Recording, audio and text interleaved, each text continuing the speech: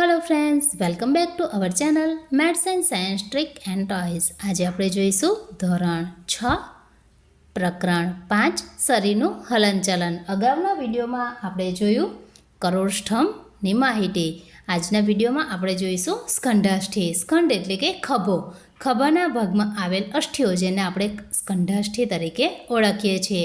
ખભા આગળ બે ઉપસેલા અષ્ઠીઓને સ્કંધાષ્ઠી કહેવાય છે।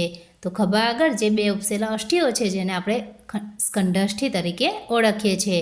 પાછળના ભાગે કરોડસ્થંભ સાથે સ્નાયુઓ દ્વારા જોડાયેલ હોય છે।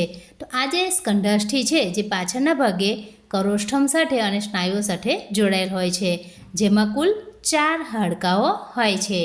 હંસડીના હાડકા વડે આગળના ભાગે છાતીના હાડકા સાથે જોડાયેલ હોય છે। તો આ જે છે એ માહિતી છે સ્કંધાષ્ઠીની। હવે પછીના વિડીયોમાં આપણે જોઈશું નિતંબાષ્ઠી એટલે કે શ્રોણી અષ્ઠી।